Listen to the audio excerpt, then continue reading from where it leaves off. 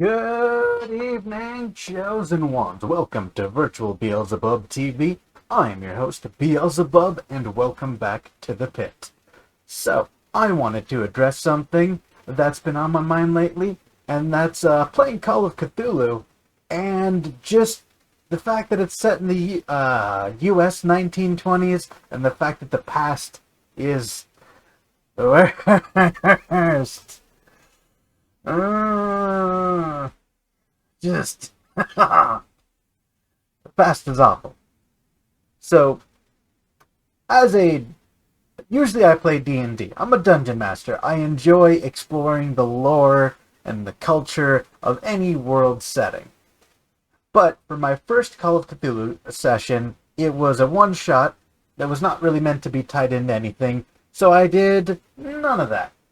And I had a completely enjoyable Call of Cthulhu session. It was the Lightless Beacon. Highly recommend it. I'm going to actually, if I remember, notate it in the comments because it was genuinely good. A good module. I think it was free, and we had a lot of fun. No complaints there. Playing Call of Cthulhu, just you know, that in that one shot, just exploring the world and the mythos was a lot of fun. But when we decided to make it a campaign, I decided I wanted to explore the world. And it's the 1920s in America. And you might say, yeah, but it was north of the Mason-Dixon. How bad could it be? Ugh! Like, so Lovecraft Country, as referenced by that show over there, is really Lovecraft County. It's Essex County, Michigan, but a lot of fictional cities are added to it. Arkham, Innsmouth, etc., etc. He created fictional cities within a real county, within a real state, within a real country. So you still have to, really address some of the things that happened.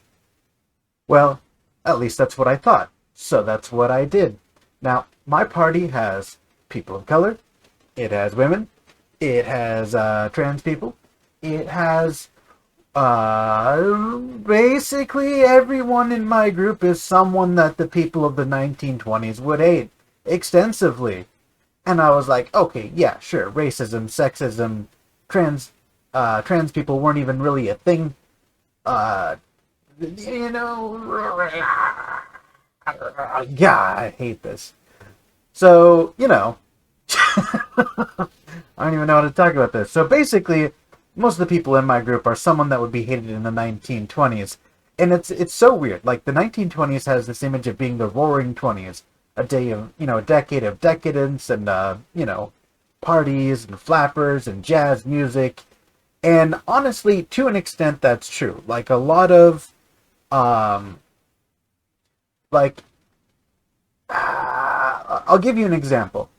Technically, and of course this varies by state and, what actual year you're talking about, and enforcement is varied, but in a lot of places it was literally illegal to be homosexual. Like, engaging in those activities was against the law, and you could be persecuted for that.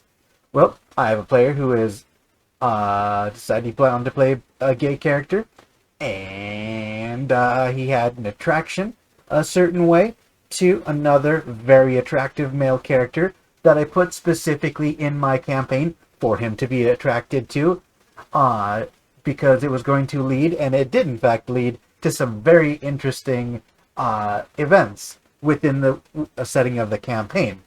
However, what he was doing was explicitly illegal, and because the past is just the worst, like, men of shame, they were known as. Just So it's like, okay, I like this plot line, I like this character, but I still have to address, the rampant homophobia. So I had there was a photographer who took pictures of him, honestly not even doing anything that incriminating, just being, kind of sus with another man, and a little lovey-dovey, a little touchy-touchy, and a little dreamy-eyed, and took those photos, and he brought them to the police, and he was arrested. Now, I was like, okay, I don't actually genuinely want to derail the whole campaign and make it all about this trial and have him go to prison for years and fines and whatnot.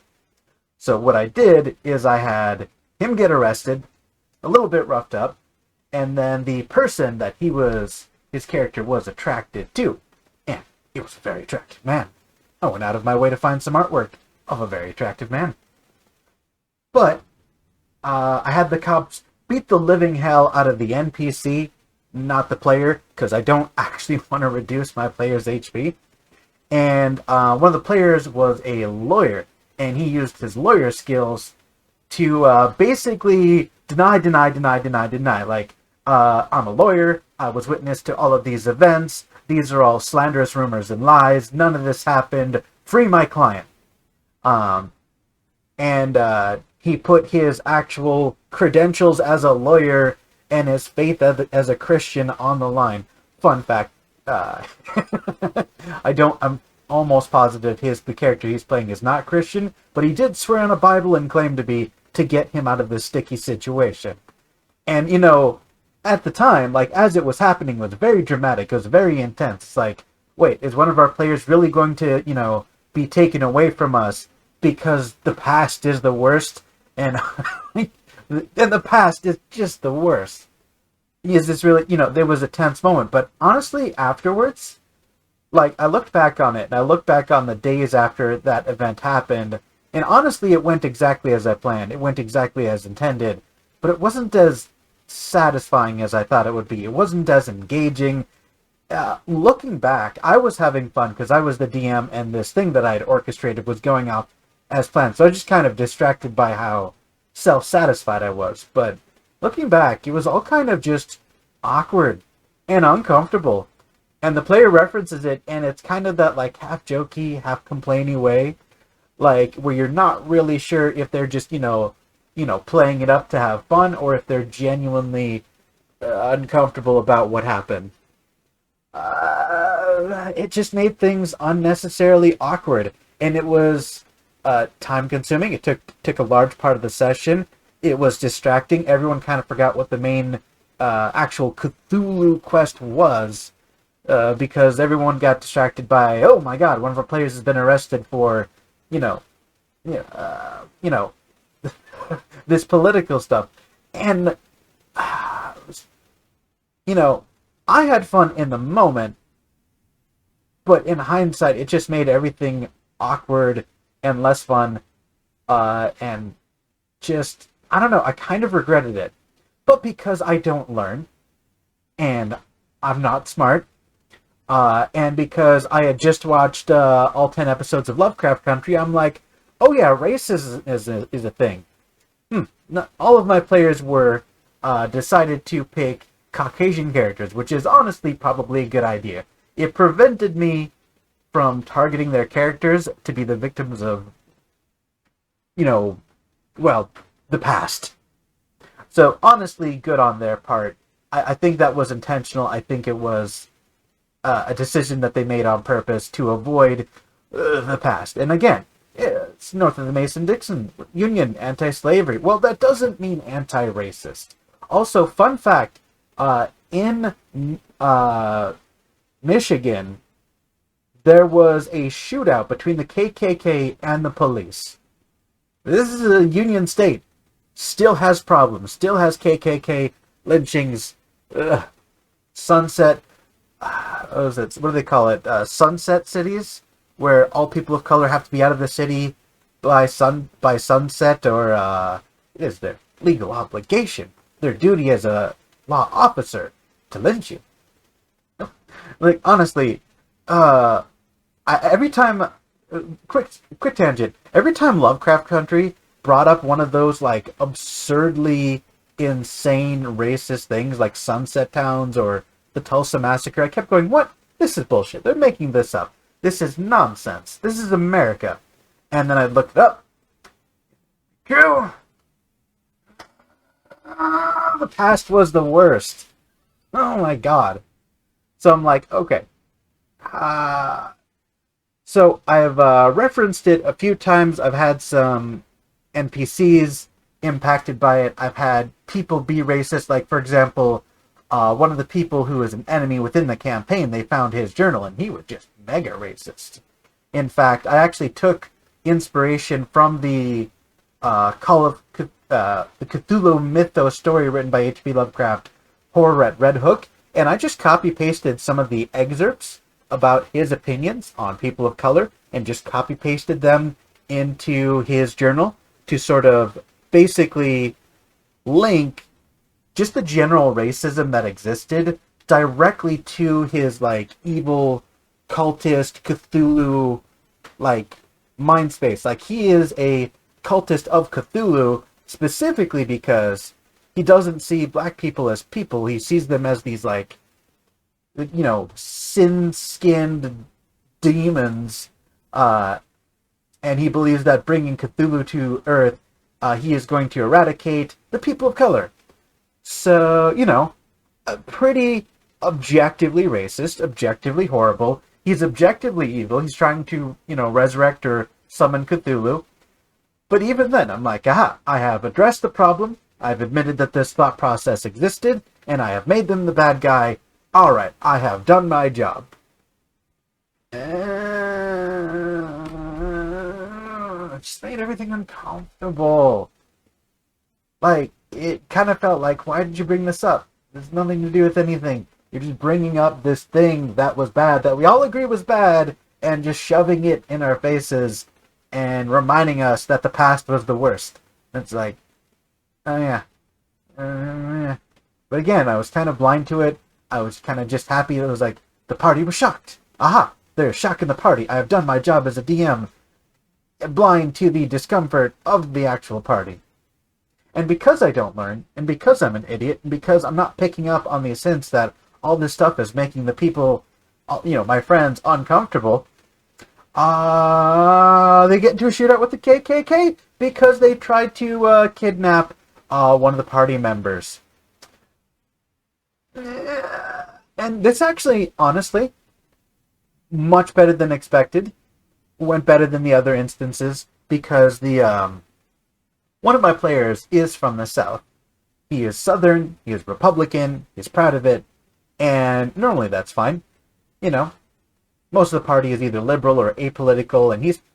the politics doesn't come up all that much, and when it does, we have a separate chat to argue about it, so it's not attacking the group itself, and we're not splitting the group. I won't get into that. But basically, he's very Southern, he's very proud of it, and here's this KKK in the North, actually. But I had the people from the KKK be from the South, and they're sort of just, like, infecting this town and being cultists. And I'm like, the KKK is objectively evil, right? We can all agree that, you know, lynchings and burnings and etc. is bad, right? Right, guys? Yes? Okay, perfect.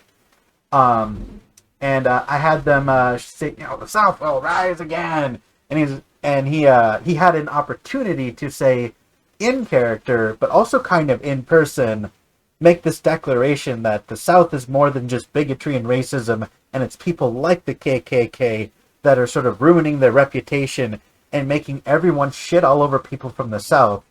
Like, which, to be honest, it's to an extent that's very true.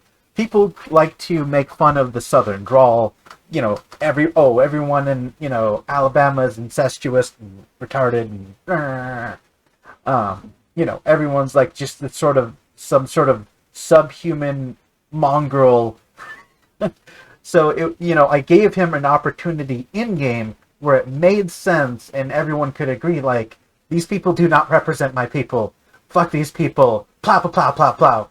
And it was some, you know, some gleeful violence against an objectively evil group of people. But despite that, everyone was on board for killing the KKK. And it made sense to the story because, you know, the KKK is involved in some evil cults that the party is trying to, you know, take down because, I don't know if you know this, but resurrecting Cthulhu is bad. Can we all agree with that? That's not controversial. Resurrecting Cthulhu is a bad idea. So, it worked. It led to an interesting moment. Still uncomfortable. Like, no one was happy about it. No one was cheering on it. Nobody came to me after the session and was like, man, I'm so glad that you included the KKK. Man, I was actively looking to be reminded of one of the worst groups of people in our history. Thanks for reminding me that the past is the worst. Nobody did that. Didn't happen. Zero instances. It was just uncomfortable and awkward. And one player had a cool moment because he had some skin in the game, being from the South, but it didn't make anything better. And because I don't learn, and because I'm not smart, and because it's taken me this long to really piece together that, man, what I'm doing is not being enjoyed. It fits within the time period, but this is not an enjoyable experience. One of my players has made a female character, and her boss is a sexist, and honestly, no, I'm not going to mince words or try to justify what I said. He was objectively horrible to her and to her female employees. And even though it's coming from this objectively bad person, who they later found out was a cultist, and they were able to fight him and kick his ass and murder him dead.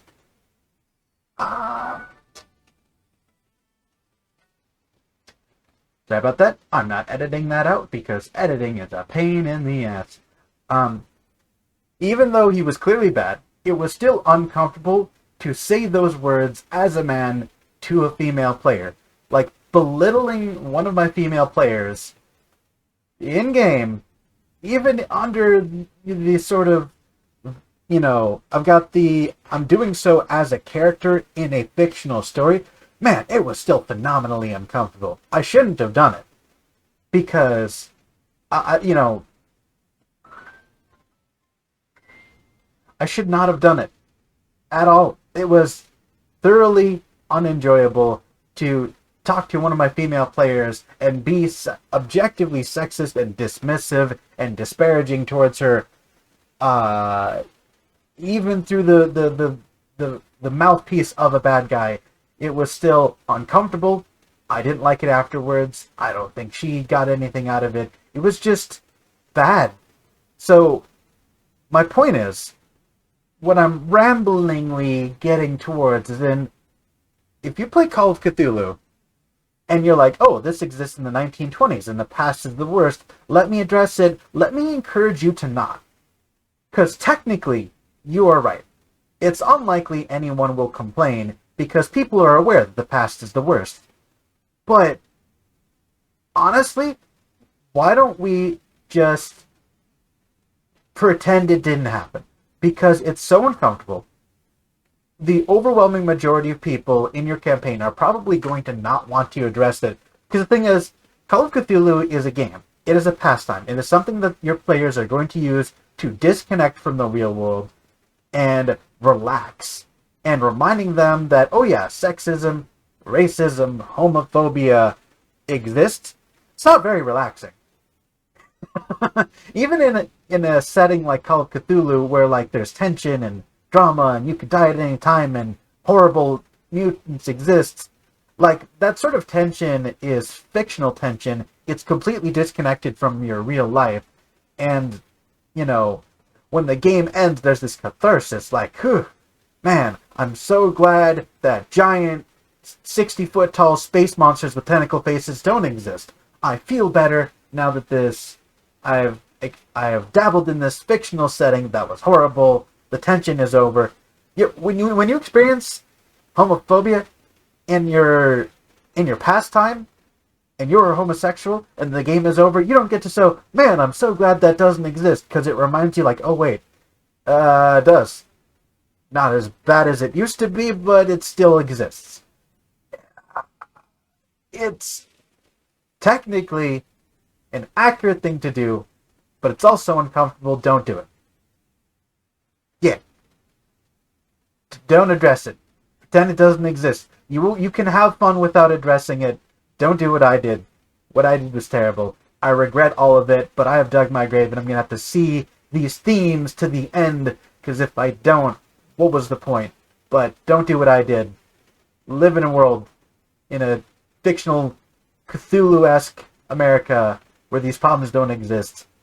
So you can just have fun and relax with your friends instead of making everyone awkward and uncomfortable because you're saying all these terrible things. Even through the mouthpiece of a villain, it's still you saying them, and they're still your friends trying to unwind. Feel awful. I don't wish this on anyone.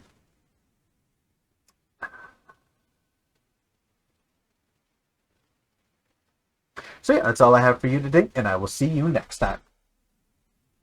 Pack up your sins and go to the devil in Hades. You'll meet the finest of gentlemen and the finest of ladies. They'd rather be down below than up above. Hades is full of thousands of Joneses and Browns, Houligans, Cohens and Brady's. You'll hear a heavenly tune that went to the devil because the jazz band started picking it, put a trick in it, a jazzy kick in it. They've got a couple of old reformers in heaven